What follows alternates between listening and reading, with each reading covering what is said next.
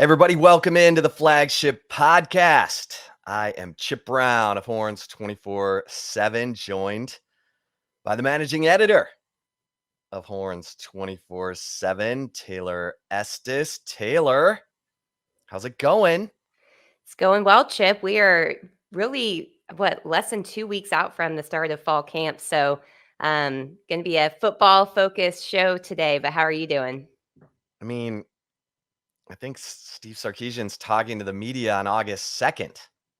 Oh, so we're The even first earlier. day of practice is August 3rd, so we're like a week away. You ready? I'm ready. Yes, I am definitely ready. It's been a big off season for Texas, but there's still a lot of questions that need to be answered on the field. So, going to be a lot of information going on over at Horns 24/7 leading up to the football season. With that, make sure you join Horns 24/7, get an annual membership. That way you can check in on all of the other sites, the teams that Texas will be facing, get some previews on them too. But this is the time to definitely join Horns 24/7. If you sign up, you get 30% off your first year of Texas VIP Scoops. So go ahead and go on over and do that, Chip, right? Oh, yeah. And there's even more incentive for everyone to get on board at Horns 24/7 because this weekend is a big recruiting weekend for Texas with 2023 and 2024 prospects.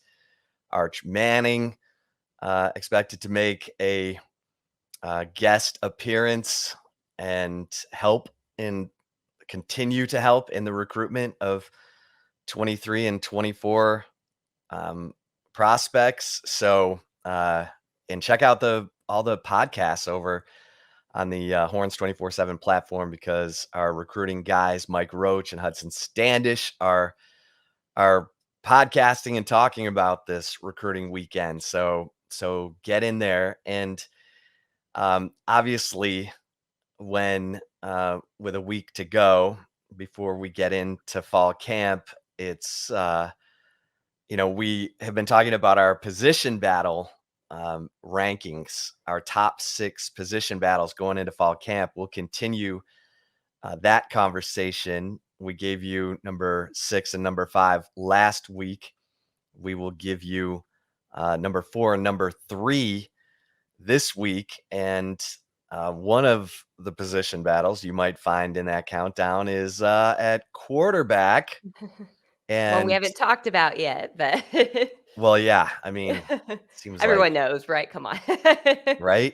Yeah. Yeah, that one's still to come. So, spoiler alert. But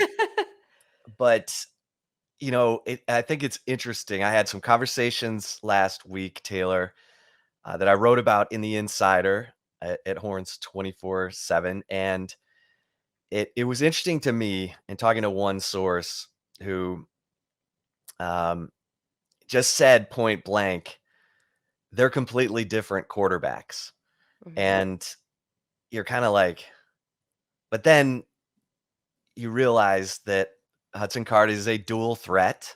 He was recruited as a dual threat. And Quinn Ewers is a pro style passer who's going to stay in the pocket, try to make the throws, in his progression. And that is he's what Steve Sarkeesian wants at quarterback when we're talking about Quinn Ewers. And so, I mean, I just think it's going to be a bit of an upset if Hudson Card can even start the season, Taylor, because Steve Sarkeesian, last year there were times we were wondering, like, why won't Steve Sarkeesian commit to Casey Thompson? Mhm. In fact, in the Kansas game, he opened it up, right? He said, I'm going to play both quarterbacks. And that turned into a disaster, unfortunately, for Card because he got strip sacked. That led to a touchdown. Then he threw a pick 6, which led to another touchdown, and Texas went down 21. Casey Thompson comes in, leads them back, gets them into overtime, but they lose the game. And a big part of the reason that Steve Sarkeesian was not committing to Casey Thompson is because he was, trying to recruit Quinn Ewers to Texas. And now he's got his guy, Taylor, and it just seems like, and you combine the fact, and this was probably the most significant part of the Insider last week, the new rule that allows coaches to coach the players.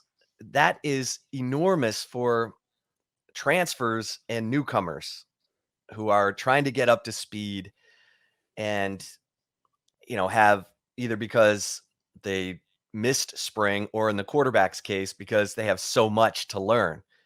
And Steve Sarkeesian has gotten to work hands on 2 hours a week during the summer with Quinn Ewers and the offense in trying to get him more comfortable schematically with all the calls, everything.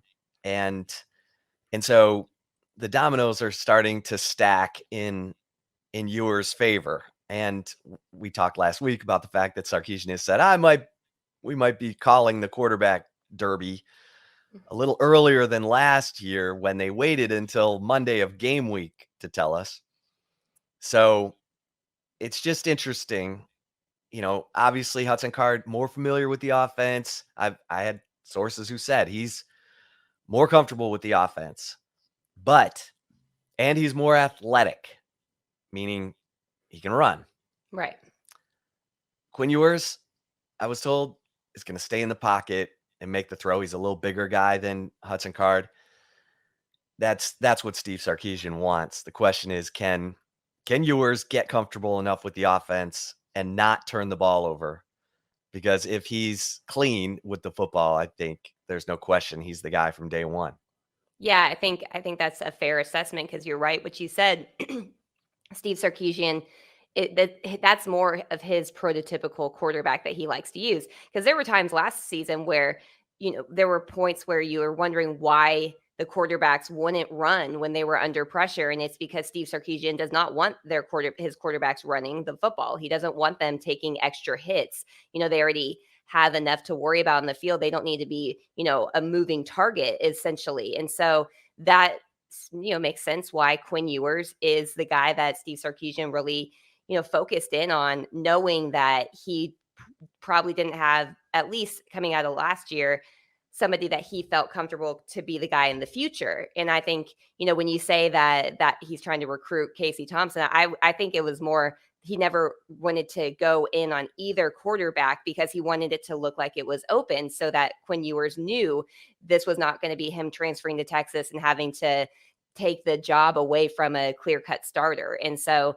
this is going to be a lot. There's a lot, to watch leading up to the season. I do think that with Steve Sarkeesian being able to be around the offense, Quinn Ewers and Hudson Card, that's obviously helped. That helps a lot more, I think, Chip, with more skill players and more of the, not the down linemen and stuff. It's kind of like they're around 7-on-7, essentially, is more what it is. So that really helps. But that's what Texas really needs too, because that bat or the position last year, there were games where Casey Thompson played really, really well. And unfortunately, things out of his hands made the games go against Texas with the defense kind of bogging down in the second halves. And then there were times where he was, inconsistent. And so this needs to be a position, especially in Steve Sarkeesian's offense, that really is as tight as it can possibly be. I think that there's going to be little room for error. And that's kind of asking a lot without knowing what the offensive line is going to look like, in front of these quarterbacks, whichever guy it is.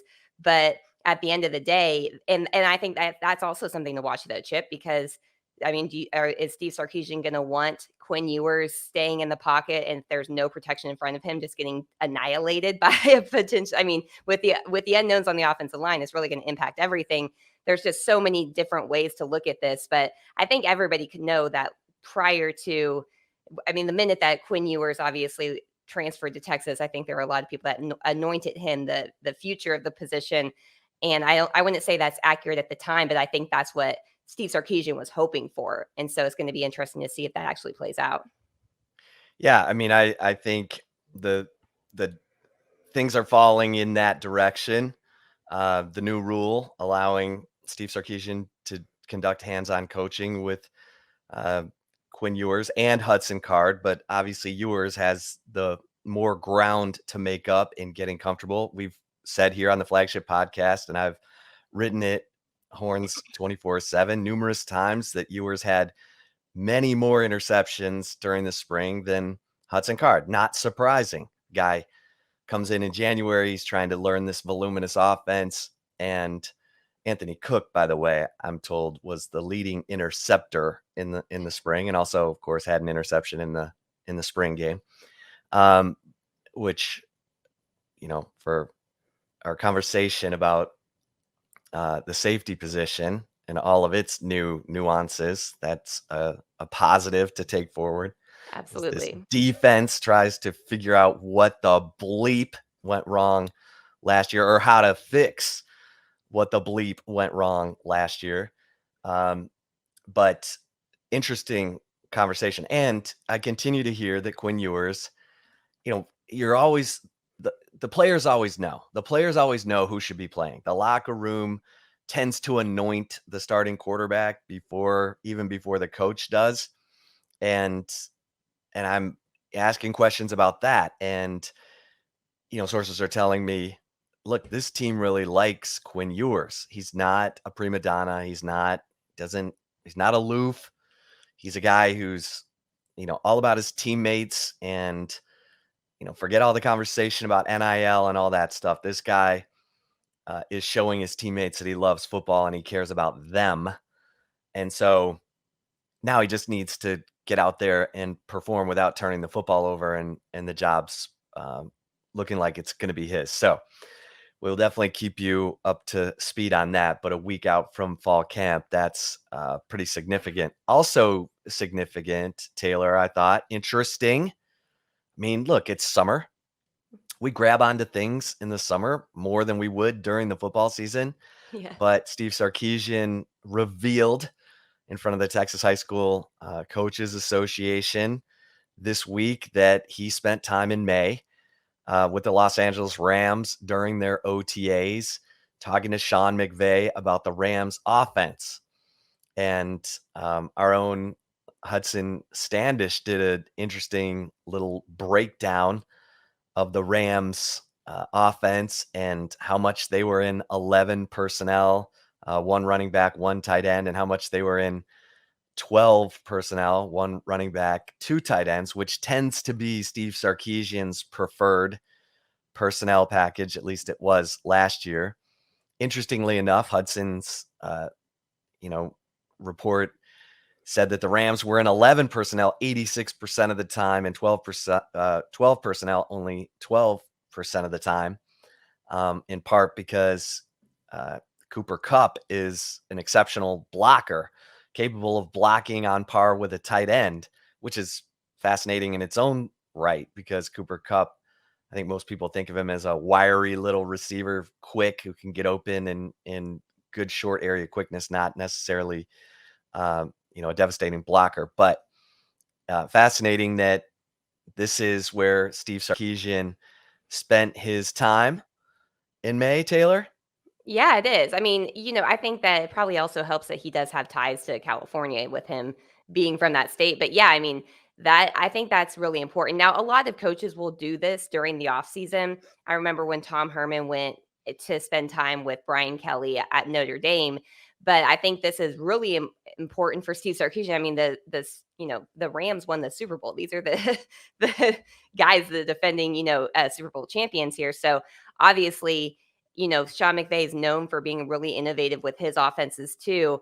And I always think it's a good sign when coaches can kind of put themselves aside to see if there's maybe other people out there doing things better than what they're doing. And that's not really an easy thing, I think, for a lot of coaches to admit to or anything, just because you have to have, I don't want to say a big ego, but you have to be very confident in yourself in order to be a head football coach at the college level, especially at a place like the University of Texas, where there's always a microscope on every single thing that you possibly do.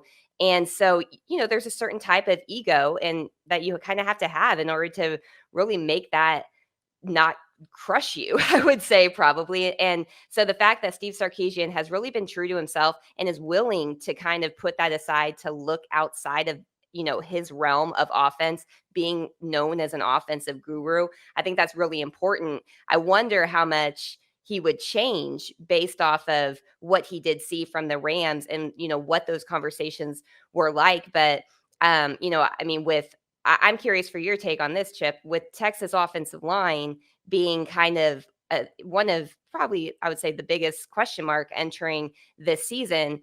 I would be a little bit shocked if Texas went away from 12 personnel, just so they had the added blockers, to assist at tight end on the offense, or to assist the offensive line. That's going to be something that, if the offensive line is gelling, maybe you'll see more 11 personnel. But I think that's a big deal. And we all know that Steve Sarkeesian loves to utilize his tight ends in his offense. So they play a huge role. We're going to talk about them here in a little bit more so too. But I just wonder if he would really want to stray from that if there was questions on the offensive line. What's your thought? Yeah, I mean, last year he felt really comfortable with Cade Brewer understanding all because what Steve Sarkeesian primarily uses the tight ends for is motion. And then Hmm. he motions them into a position to help block or go Right. out on a route. But it's the tight end that's often, in the motion that Sarkeesian uses to help the quarterback identify if the defense is in man or in zone. Now, all the experience at tight end is gone. Hmm. In that blocking tight end role, which is the role that Steve Sarkeesian has to have on the field. And you're right, we will talk about that coming up. And I think a lot of it is, I think Sarkeesian went and talked to the Rams to figure out, okay, what if I don't have a great blocking tight end because I got Hmm. young guys? How do I get away with 11 personnel? Um, is Jaleel Billingsley a guy he can use in 11 personnel, lined up in the slot to do some of the blocking that Cooper Kupp maybe has done for the Rams? Billingsley's a bigger guy. He was not a great inline blocker, but maybe he's a good in space blocker, the way that Cooper Kupp has been for the Rams. And so I think that's going to be a really interesting part of this. And I think, and again, kudos to Hudson, our own Hudson Standish, for doing that little breakdown, because I think most people would be like, whoa, they were in 11 personnel 86% of the time, most in the league. That's a lot. And Right. and how are they able to, you know, get Cooper Kupp the ball as much as they do when he's, acting as a blocker, as much as he was. Sometimes he was blocking and going out on routes. So that's gonna be fun to watch, and leave it to Steve Sarkeesian to find that nuance at a time where he has a little bit of a question mark at tight end. And I think, um, Taylor, that we'll get back into this conversation when we get into our position battle ranking countdown. But I do want to just mention one thing, because today I wrote a little bit about the realignment situation. It's fascinating. Jason Shear at our Arizona 247 site has been out front on a lot of stuff involving the Pac 12 and what could be next for the Pac 12, which is currently in its 30-day exclusive negotiating window with ESPN and Fox. I reported a week ago, Fox isn't even at the table because they went all in on the Big Ten. And I'm told they got the new Big Ten media rights deal for $1.2 billion. So Fox is now in control completely of Big Ten broadcast rights for the next decade. And that left ESPN at the table with the Pac 12. And Jason reported about a deal that ESPN offered that would pay $24.5 million per school. Well, that's not a good deal, but I'm told it was one of the offers. It was a short-term offer, but ESPN has also offered a 12-year deal that would pay the Pac-12 schools $32 million per school, but it would be all rights included. So ESPN would get one, first, second, and third tier rights, just like they have in the ACC. In fact, if the Pac-12 took that deal, ESPN would then combine the ACC and the Pac-12 into a conference network for all the third tier rights, much like LHN. And that the Pac-12 schools are, pondering that. It doesn't sound like Arizona's real happy with either offer. because they're the squeaky wheel right now, and they're also one of the schools that was reportedly in talks with the Big 12 when immediately when USC and UCLA announced they were going to the Big 10. It's tricky though, Taylor, because um, a y- y- Arizona State is like a diehard Pac-12 school, Right. um, and it's going to be tough to pull them out. It's hard to read right now what's going to happen with the Pac-12 and if their presidents are going to say take the deal, take the 12-year deal from ESPN, or let this thing go to the open market and see if anyone else comes in to bid. For the Big 12, if the Pac-12 decides to take that 12-year deal with ESPN, that's bad news for the Big 12 because that would essentially mean ESPN has the Pac-12, the ACC, and the SEC locked up, and Fox has the Big 10 locked up. And there really would be no incentive for Fox or ESPN to come in with an offer that would keep the Big 12 schools where they are now. And that's what they want. They want to be at 40 million. And they know that it's not going to scale. Texas and OU and the Big 10 are going to go off and make between 80 million and 100 million per school depending on what the college football playoff money is when that deal gets redone. The Big 12 just wants to stay where they are. I don't know if they could stay where they are, Taylor, if the Pac-12 decides to take that 12-year deal from ESPN. The Big 12's best hope is for the Pac-12 to fall apart. Um, and so again, that 30-day negotiating window ends on August 4th. Might get some clarity then. The Pac-12 presidents might wait to see if any other bidders are ready to come in. But that's definitely something to watch for the Big 12.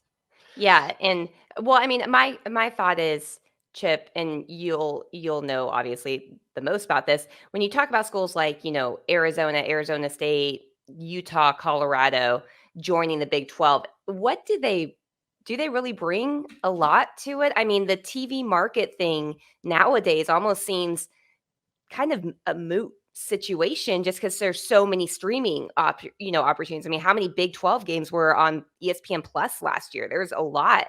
And so I almost think the whole like, oh, we get this TV market is going away a little bit when you talk about conference realignment. So you have to look at the schools and it's like, are those four schools really, do they really bring a ton to the Big 12 over, say, Oregon and Washington? But then if you look at an Oregon and Washington, then when the Big 12 adds the other schools, then you're having Central Florida have to travel literally diagonally all the way across the country to go play Oregon or Washington. I mean, it's all so like, it's so fascinating just to see how much, I guess, everything has changed from when realignment, when 2010 was going down and it was all about getting the best network or the best markets when it comes to TV stuff. And now it's almost like that's not even what we're talking about. It's just a lot of different things. I mean, what would be your thoughts on the value that, say, like the Arizona schools, Utah and Colorado would even bring to the Big 12? Right. Right now, the biggest brands still available are Oregon and Washington. And when you talk about streaming, that's what streaming cares about. They just care Mhm. about big brands. Are you going to tune in to our streaming service to watch this team play?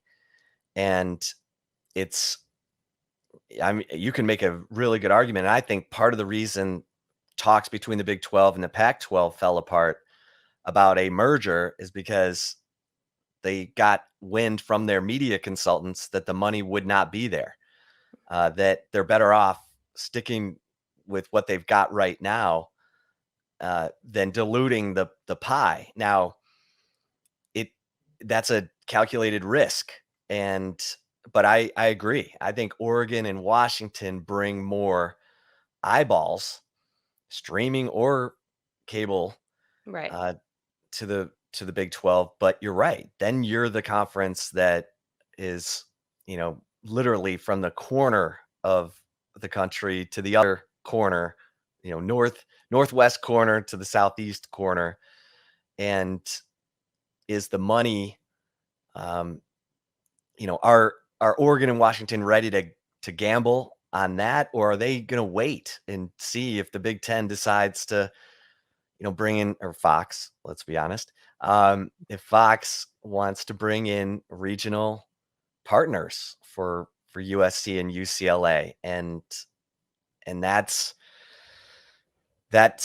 where this high stakes poker is being played right now. Everybody's trying to calculate, is the money going to be there for us? Um, the old Power Five, the non Big Ten, non SEC schools trying to figure it out, because everyone would love to be in one of those two conferences, and everyone's talking to those two conferences, even schools in the ACC, just trying to line up. If this happens, where would we go? What would we do? Remember when you had fire drills in school? Yeah. Or tornado drills, you get under your desk or whatever. We Everybody's, had or earthquake drills where I was from, but earthquake drills yeah. in California Yeah. where Taylor grew up. So everybody's going through the drills right now to figure out, okay, if this happens, what are we going to do? And it's fascinating because, the SEC and the Big Ten are talking to North Carolina, Virginia Tech, all in preparation for whatever that, whenever that day comes, if it comes. So uh, it is truly fascinating. It doesn't make a lot of sense. It's unfortunate. We might as well call the Big Ten the Fox Conference and the SEC the ESPN Conference. And it is going to be fascinating. The other thing to watch too is Fox now can sub-license games, like the 2:30 game to CBS, the night game on Saturday night to NBC in the Big Ten, of course. Mhm. And would they freeze out ESPN from the Big Ten? That's very possible. And with the way that everything's shaping up, that would increase the incentive for ESPN to have content from the Pac-12 and or the Big 12, but they would want it on their terms. And right now, with this 12-year deal to the Pac-12 that they can combine with the ACC network, it's a pretty good fit, because we all know that the Big 12 is not, your third tier rights are your own. And ESPN was able to get the ACC to go all rights in so that they have complete control of everything. And if they could get the Pac-12 to do the same, that would line up very well for ESPN, and it would leave the Big 12 sitting there going, uh-oh, maybe Right. we aren't in the power position. So fascinating times, discouraging times to in some regard, but let's see how everything plays out. The other thing too is Kevin Warren of the Big Ten threw out a 16-team playoff this week at Big Ten Media Days. Like, he's trying to out Sankey Greg Sankey and run stuff now that he's got the $1.2 billion Fox deal and USC and UCLA. And maybe he will end up running stuff. But 16-team playoff, and think about it. It was the Big Ten last year at this time that joined with the ACC and the Pac-12 to shut down going to a 12-team playoff sooner than 2025. Right. Now, if you're the Pac-12, the ACC, the Big 12, you're wishing like hell that would have gone through, because you need that money. You need that additional revenue from a 12-team playoff than what you're getting from the 4-team playoff. So it's just crazy how things can flip, and we'll keep you posted on all that. The Alliance, wasn't that what it was called? The The Alliance? Alliance, Yeah, the Alliance, just to go against the SEC for adding Texas and Oklahoma, and then you fast forward, it's like, are you looking out for the best of the sport, or are you just trying to be the top dog that everyone's talking about? I don't know. right? And I don't now know the how I Big feel about Ten's in the exact same. They cannibalized that alliance as soon as it made financial that. sense. Exactly. As soon as they could get 2 teams to add to them, just what the SEC did last year. I mean, it's funny. Funny All is a right, funny word to use, I guess. yeah, I mean, it is. It's sad, the leadership, the lack of leadership, but we'll see what we get when it all comes together. We've got about 4 more years of this, Taylor, because of the Big 12 negotiating window won't open until 24. and that's about the same time that Notre Dame's negotiating window with NBC comes up, and then we'll know what the next 10 years is going to look like. All right, back to Texas football. You love our position battle countdown. Last week we gave you number 6, the top nose tackle, the battle between Keandre Coburn, Tavondre Sweat, and Byron Murphy. And number 5, the weak side linebacker position battle, kind of flying under the radar right now between Diamante Tucker Dorsey and David Benda. That their ability to handle and take over that weak side linebacker position in the base defense is what is going to allow DeMarvion Overshawn to move to strong side linebacker and rush the passer. Texas looking obviously for pressure on the quarterback. But this week, Taylor, we go to number 4 in our countdown, and it is the young tight ends, Jatavian Sanders, JT Sanders, and Gunnar Helm taking over for Cade Brewer. And typically what we've seen from Steve Sarkeesian in his 2 tight end set is he's got to have that blocker, the guy who can help in the run game. That was Cade Brewer last year. And Jatavian Sanders and Gunnar Helm are battling for that position. Now, they could rotate, but it sure seemed like coming out of spring that Jatavian Sanders had the upper hand in this battle. And going into this spring, or coming out of last fall, let's put it that way, Gunnar Helm was the guy who I think Jeff Banks felt a little more comfortable with, a little more physical. You remember they had to teach Jatavian Sanders how to block. He's got the body for it, but he was kind of a stand-up receiver in high school, loves catching the football. But man, he has made up a lot of ground in the spring. He was the guy who trotted out first with the ones. And I think he's a guy they're really excited about in terms of his ability to both block and catch. He could give you the best of both worlds by being a physical blocker and a guy who can make some plays down the field. Yeah, and I think when you hear, he had to learn how to block, Jatavian Sanders, that is, last year. He also, while he did play tight end in high school, as you said, he was more of a or pass catching one. He also played defensive line in high school too, and that's where I think he was ranked or rated as an athlete coming out of high school.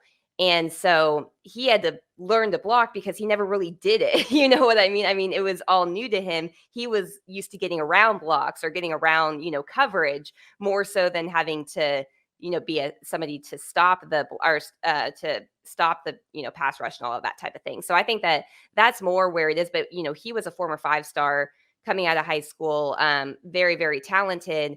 And I think maybe you're seeing that kind of starting to play out in this position battle, Chip. And I think that's a good situation for Texas to be in. I mean, you want to have 2 guys that Jeff Banks is comfortable with to put out there. And it seems like the fact that Gunnar Helm was kind of the guy and now Jatavian Sanders is coming along, competition is a good thing, especially at those type of positions. And Jeff Banks is an excellent tight ends coach. I mean, he's known for being an excellent special teams coordinator and excellent tight ends coach. So if there's going to be a coach who knows how to, pick the right person, it's going to be Jeff Banks.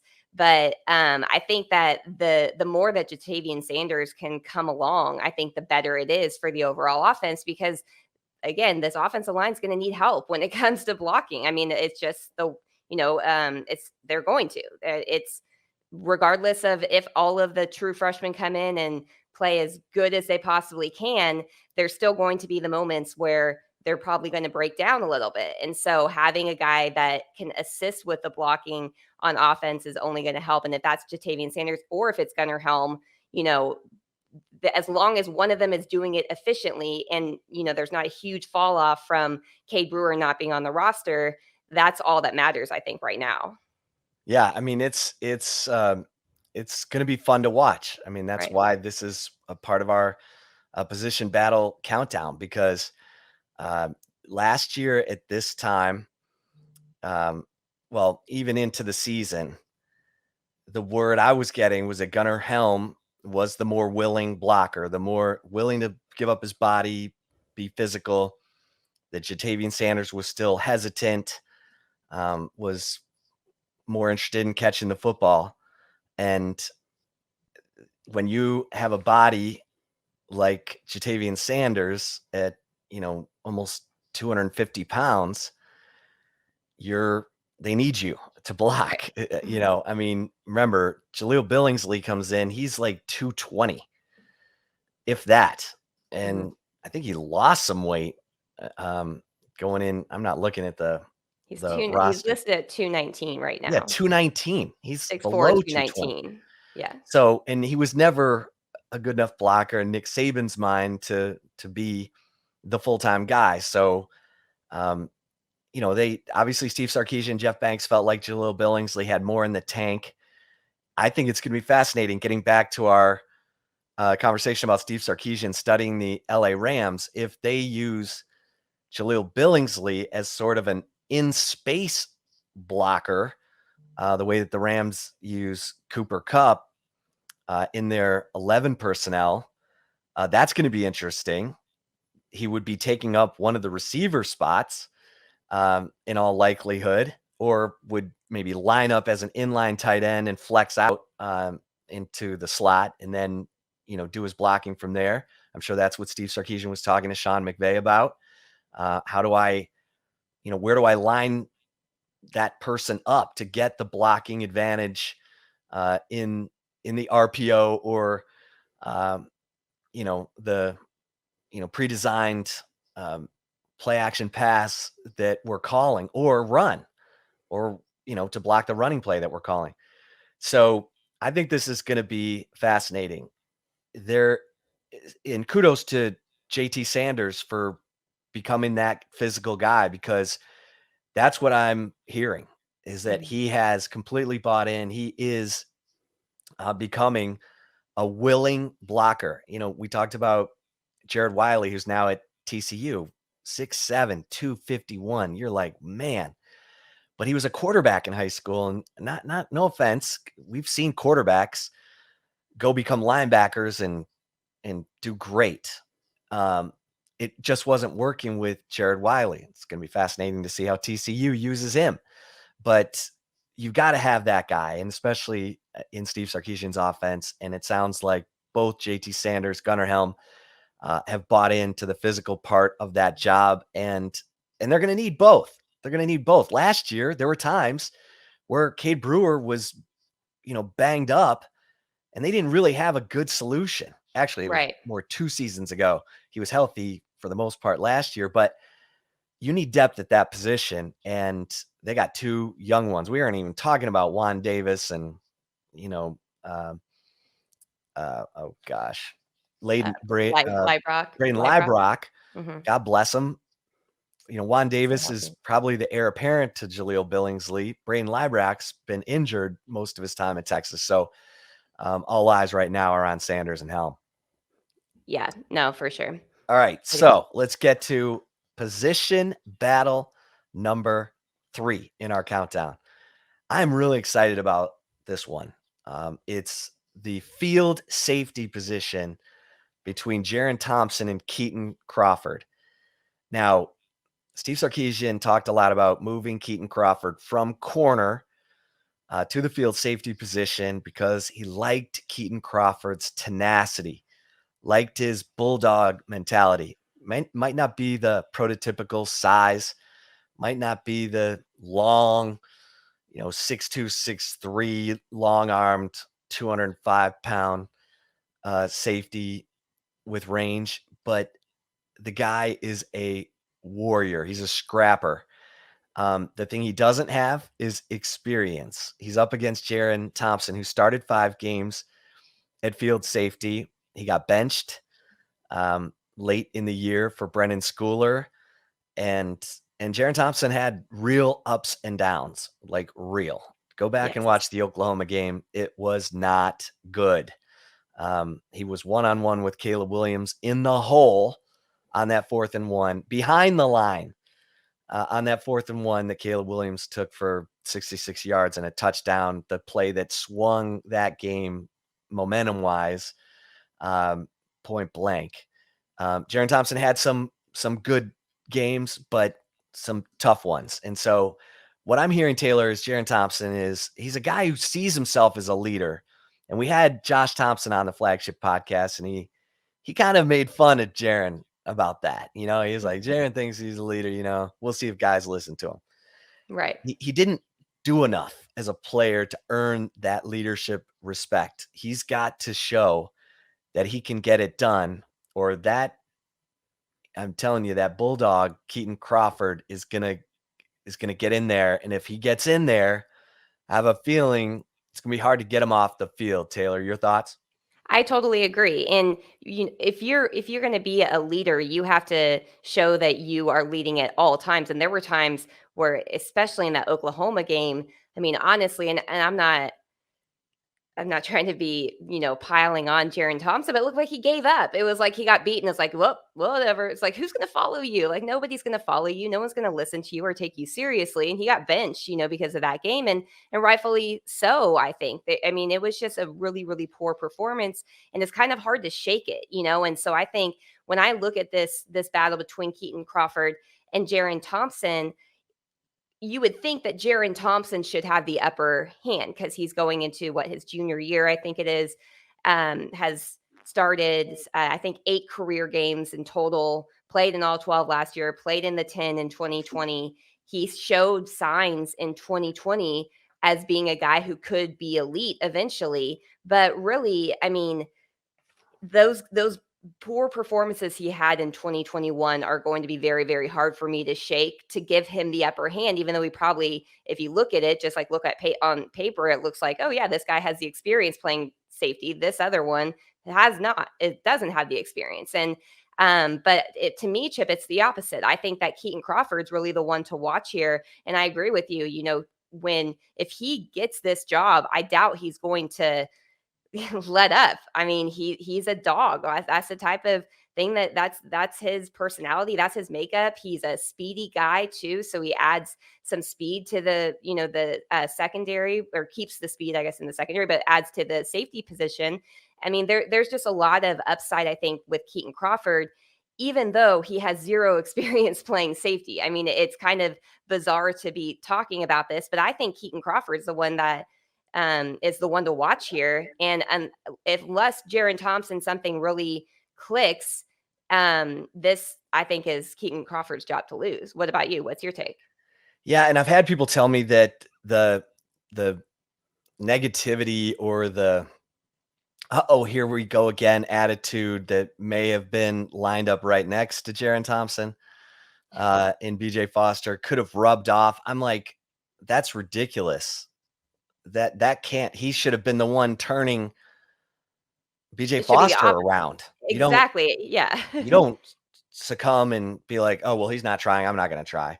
Mhm. No, I mean, that's not that scares me. That's a losing mentality is what that is. That's a Right. losing mentality, and not calling him a loser. But if you start thinking that way and you let that type of negativity impact your ability to perform at the best level that you have shown. I mean, he showed flashes even as a true freshman. I mean, this is not some bad player. I mean, he's a talented guy, but you got to get your mental makeup changed there if you're him. Yeah. I mean, man, you long for the days of Kenny Vaccaro and Michael Griffin and Michael Huff, and the safeties that just wreaked havoc on people. It's been too long, and well, Earl Thomas, for God's sake. Mhm.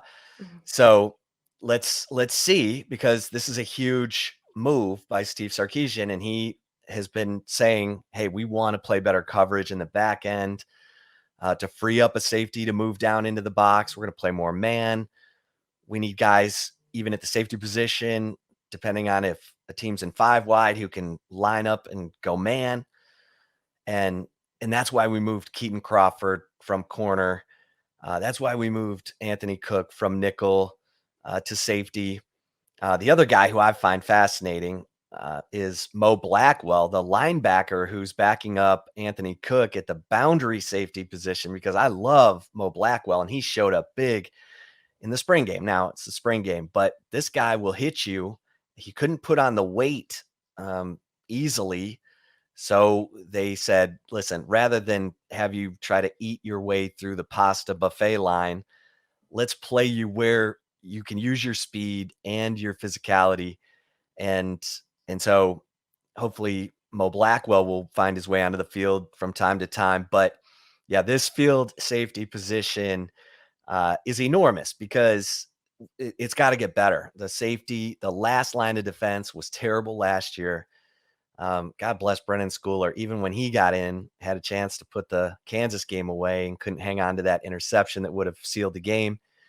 And then, Kansas ends up winning that game. So they just they didn't play with confidence that whole year, it seemed. And heck, even the interception that BJ Foster had against Arkansas, he gave credit to Jahdae Barron for telling him Right. that play was coming. So Jahdae Barron is your new nickel. If he can hold off the arch whisperer, Michael Taft, just kidding.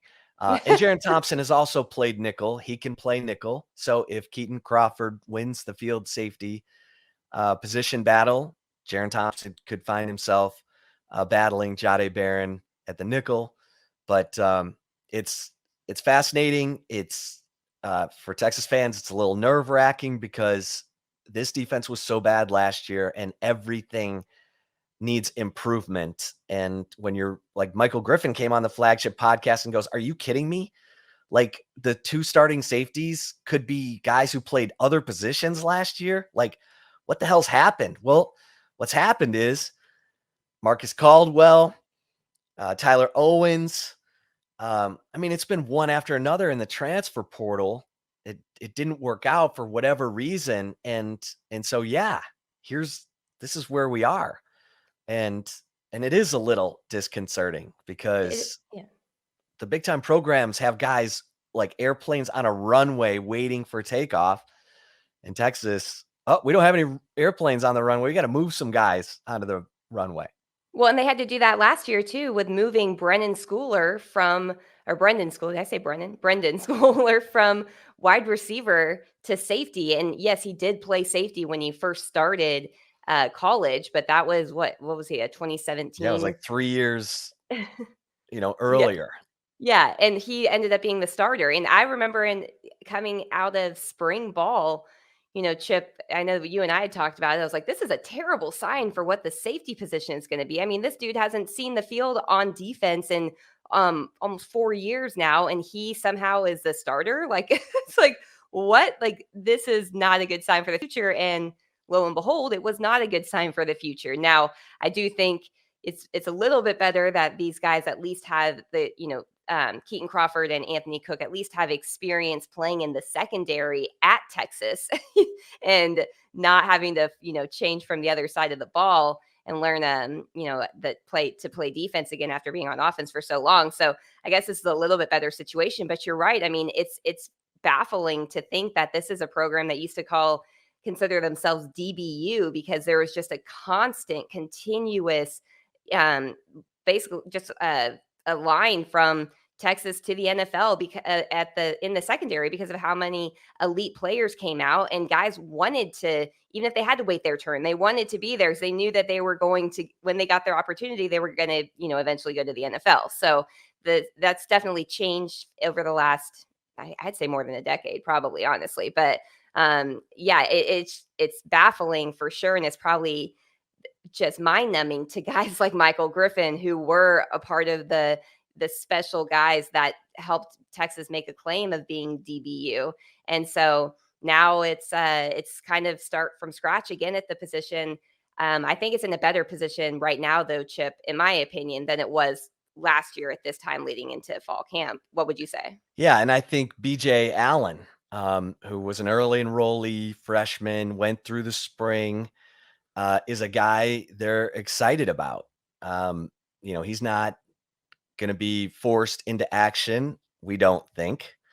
But he looks like he's going to be part of the solution going forward. I think Larry Turner Gooden has more work to do, has a longer road than BJ Allen right now. But BJ Allen is definitely a guy to keep an eye on as this thing moves forward. And of course, um, Texas has help on the way in the 2023 class, thanks in part to Arch Manning. All right, Taylor, are you ready for some love it or leave it?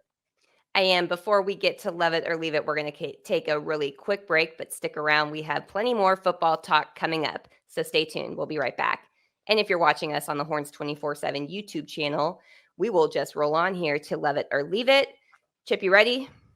I'm ready. I'm ready. All right. My first one for you is love it or leave it. It's a big deal that Steve Sarkeesian studied the offense of the Super Bowl champion Los Angeles Rams this offseason.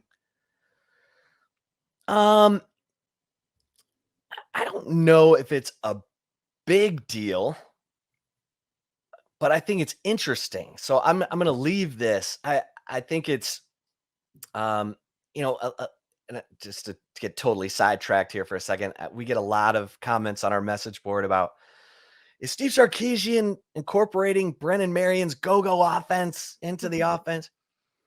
Okay, maybe, maybe. Look for two running backs to the side of the quarterback, or that's usually a favorite tell of the go-go offense. But um, you know, here's the thing: Steve Sarkeesian can study Brennan Marion's go-go offense. He can study the LA Rams and how they use how they get their blocking in 11 personnel and all that. But then Steve Sarkeesian has to call it in the game, and it's got to be at the right time and at the right place. And we have no idea if that is going to play a big role throughout the season, maybe in one game. So I'm going to leave it as a big deal because I have no idea. I'm not in Steve Sarkeesian's game plan notes for the upcoming season. It could end up being a big deal if we're seeing like recurring stuff that we haven't seen. If you're seeing, Jaleel Billingsley crackback blocking, on running plays the way that Cooper Kupp does for the Rams. But right now, I just think it's interesting. Taylor, how about you? Yeah, I think it's not that big of a deal. I think it's a good thing that he is willing to go outside of his own playbook and essentially or whatever he thinks for how offenses should be, being that he is an offensive guru, an offensive minded head coach. I mean, I think Nick Saban would be the first to tout how special Steve Sarkeesian is as an offensive play caller too. So I think it's a good thing that he is willing to listen to other people and is not just dead set as this worked other places, it's going to work here. I think it's always good to have an open mind when it comes to especially if you're a head coach, when it comes to different concepts and philosophies. But yeah, I don't think it's necessarily a big deal yet. If, as you said, if we start seeing something different from Texas on offense this year that was not there in 2021 at Steve Sarkeesian's first year at Texas, or even, different from what he did at Alabama, and it works, then yeah, that it will be a big deal. But I think right now you just look at this, I think, as a good sign that he is willing to try to do whatever he can to learn both from himself and from other people.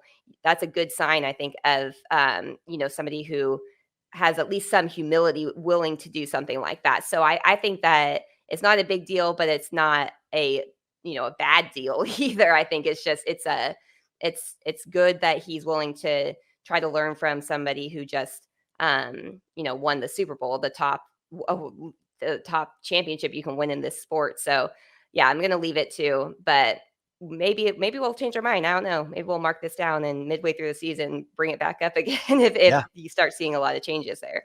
Well, and one thing you hinted at and were saying is Steve Sarkeesian doesn't have to be the smartest guy in the room. And our friend Sean Adams always used to say, A's hire A's and B's hire C's. And Mac Brown, great job hiring A's. Always went and got Gene Chizik, Will Muschamp, surrounded himself with the best of the best. And, um, Tom Herman waited too long. Brought his staff from Houston. No offense, but then makes changes 3 years in and 3 dumps years in everybody. after like a pretty, or I guess, they win the Sugar Bowl and stuff, and doesn't give them, it gives them like a 1-year contract extensions, because it's like, okay, can't Right. fire him yet. You knew it was gonna happen after 2019 regardless. And I've always said early in their career, head coaches keep the guys who've been loyal to them. Mhm. That's part of the growing process. As you get up into second and third jobs at a Power 5 level, like Steve Sarkeesian, you surround yourself with the best guys you can possibly find, whether you know them well or not. And that's what we're seeing from Steve Sarkeesian, bringing in, Brendan Marion and Tashard Choice, two guys who had big time reputations as high energy coaches, good recruiters, good technical on field coaches. And then bringing in Gary Patterson, even as a special assistant. So, look, you want a coach who's going to be, I mean, look at Nick Saban, for God's sake. He's got the ex coaches club in Tuscaloosa year round. Yeah. You know, you look around at any given moment, you've had everyone from Major Applewhite, a former head coach there, Charlie Strong, Butch Jones, Steve Sarkeesian, Bill O'Brien's there right now, the former head coach of the Texans in the NFL. A playoff coach is calling the plays for Alabama right now. And no one has adapted better than Nick Saban. And I think you hear that from Steve Sarkeesian when he talks about those damn dinosaurs all the time. You got to adapt or die. There's a reason the dinosaurs are not here anymore. I think that story is so funny.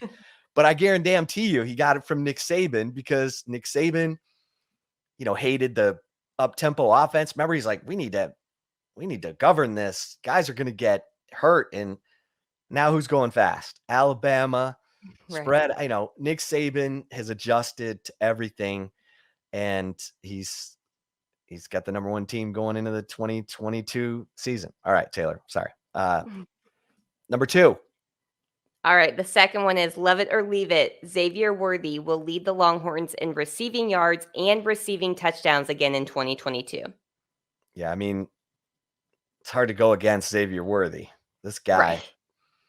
this guy wants it, and that's the thing you love is, man, from the start, this is a guy who wants to be great and believes he's great. Remember when he let it slip last year? He wanted to be 1,000-yard receiver with 10 touchdowns. He exceeded the 10 touchdowns and missed the 1,000 yards by like 27 yards or some Yeah, something like that. 29 yards. So I just, as good as this receiving core is now, with all the new mouths to feed in terms of Isaiah Nair and Ajayi Hall, and you're hoping Troy O'Meary gets back to being Troy O'Meary. And my gosh, I just think you got to get it to Xavier Worthy. The guy's electric. So I'm gonna love this, Taylor. I'm not saying I don't think Jordan Whittington or Isaiah Nair or Ajayi Hall or whoever aren't capable. I've seen it from Xavier Worthy. How about you? Yeah, I'm gonna love it too, and he was 19 yards off. Finished last 19. season. Yeah, finished last season with 981 receiving yards and 12 touchdowns. Yeah, and that's the reason why I'm gonna love this. I mean, and that's not a knock on any of the other receivers. It's just we saw it from Xavier Worthy, and we saw it consistently from Xavier Worthy, and he was a true freshman, and he didn't even enroll until the summer. And so he's had a full year, and more than now a full year, being on campus, being around the team. He I feel like you almost always see him and Quinn Ewers together when you see any like pictures or whatever of any of the players. It seems that they're always around each other. That's a good sign too. And I just think that he is going to leave, or he's going to continue where he left off last season. And Brendan Marion obviously has a lot, or has a nice little resume booster going into taking over as a receivers coach at Texas, with him coaching the Blitnikoff Award winner in 2021 and Jordan Addison.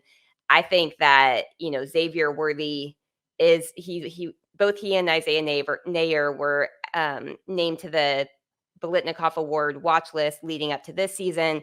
I think Xavier Worthy could be one who's a finalist, and it helps him that he has a coach that knows how to coach that level of talent in Brennan Marion, coming into Texas after, helping Jordan Addison turn to the Blitnikoff Award winner last year. So yeah, all that to say, that's not a knock again on Isaiah Nayer. It's not a knock on Jordan Whittington. It's not a knock on J.E. Hall, Tariq Milton, whoever it may be.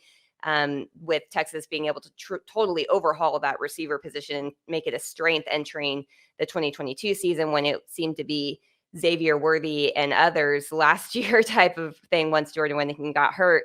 I just think that Xavier Worthy is a really, really special talent, and I think that he is a good coach to lead him and to, help him take that next step. So there's no reason right now for me to doubt Xavier Worthy being probably the leader in receiving yards and touchdowns when it's all said and done this season. Yeah. All right. Love it or leave it. Number 3. Final one is love it or leave it. UTSA on September 17th is a more dangerous game for Texas than the Big 12 opener on the road the following week at Texas Tech. So, you always kind of start with a team's quarterback. And UTSA has Frank Harris, who's like back for his 5th season at UTSA. The guy bleeds for this UTSA Roadrunner team. He's from San Antonio, and Jeff Traylor just turned the Roadrunners into San Antonio's team. This guy, they lost a bunch of production from that 12-2 team on the offense and the defense. And that quarterback, Frank Harris, scares you, because he knows how to win and he wills his team to victory. We saw it in that 12-2 season for UTSA. Texas Tech, they got a 3-way quarterback battle. Now, maybe Tyler Shuck or Donovan Smith are so good, and this new offensive coordinator from Western Kentucky who, had Bailey Zappi last year throwing for 70 touchdowns. And obviously UTSA is in Austin, where Texas should just axe them. But I think the UTSA game is a scarier game than Texas Tech. So I'm going to love this. Plus, it's right after Alabama. If Texas does the unthinkable and upsets Alabama, how on earth? You're going to try and get all those Longhorns back in the grinder underdog mindset with the pesky Roadrunners coming in. I just feel like UTSA knows how to win, and Texas Tech is like Texas. They're trying to learn how to win, even though Tech went to a bowl game last year and Texas beat them 70-35. Taylor, I think Jeff Traylor's that good. I'm going to say UTSA is a scarier game than Texas Tech, even though Texas Tech has a really good running back room, some good players. Am I crazy? I don't know. Maybe a little bit. I don't know, but could be. It's so I always am one that would be more concerned of a team that has a really good coach and has nothing to lose when they come into a game. And that's kind of what UTSA is going into this Texas game. Jeff Traylor, I will forever be on the Jeff Traylor bandwagon. I think he's a fantastic coach. I think the biggest mistake that Tom Herman made when he took over as head coach of Texas was not trying to retain Jeff Traylor to his staff, because he is just very, very special from a coaching standpoint, from a personal standpoint. He's just an overall has the it factor overall, both as a coach and personally. So he is somebody I know that I think that if the Texas job ever came open and his name was in the mix, he would jump at that opportunity. So this may be kind of a hey, let me build my resume by beating Texas for him. I don't know. It's just hard because UTSA with even though they have a very experienced quarterback, they lost their leading running back and Sincere McCormick from last year's team. He was so crucial to the success of the offense for UTSA last year, and that's a big loss and a big gaping hole that you really have to fill. Um, I don't even know. I don't know if I want to say I love it or leave it because I'm like I don't know what Texas Tech is either because I think Tyler Shook could be, you know, there's a lot of unknowns, but there's a lot of potentially positive unknowns that could play out for Texas Tech as well. So, I'm gonna love it too, just because Texas Tech going through the transition, having a new coaching staff in place, you just there's more times than not some ups and downs that will follow that. So yeah, I guess I'm gonna go with the having an elite head coach who I just have a ton of respect for, and a team with nothing to lose coming in that could potentially be a more dangerous game than Texas Tech. But it would be like a coin flip, really. If I didn't have to make a statement, I'd say 50-50. With this, I'll say 51-49% of which one is the more dangerous game for Texas. But yeah, I'm going to love it and say UTSA. Yeah. Yeah. Either way, those are both tricky games for Texas in the fact that you're playing teams early that you're going to be expected to pummel, who are probably going to be better than you think. And if they're somehow in the game going into the fourth quarter, that's when you're going to find out about all this bonding that Steve Sarkeesian has talked about in this offseason, all this team building, because that's where you find out what your team is all about and just how together they are. So most Texas fans are listening to us going, Texas is going to win by 30 over UTSA and by 35 over Texas Tech. So what y'all kids talking about? Well, listen, if that's happening, then Steve Sarkeesian's team building really took off this offseason. So Yeah, and we'll admit to being wrong if that is happening, I think. yeah, but forgive us for coming off this 5-7 debacle Yeah. and that 6-game losing streak where Texas seemed to be inventing ways to turn a W into an L. Yeah, Yeah, very hesitant to to make too many bold statements for Texas this season. I think, and that's I think everybody. I mean, I think if anybody's making some wild claims that works is a professional journalist and works in the media, if they're making anything that's saying Texas is going to win the Big 12 right now, I'd be like, you're out of your mind. Like, take your burn orange goggles off. Did you watch last season? Like, let's have a little bit more open, mind and more cautious, I would say, going into this coming off that 5-7 season because they've had a great offseason. Let's not, I don't want to overlook any of that. Texas had a great offseason. Great off seasons don't always turn into great seasons, so they've got to prove it coming out of a losing season. yeah.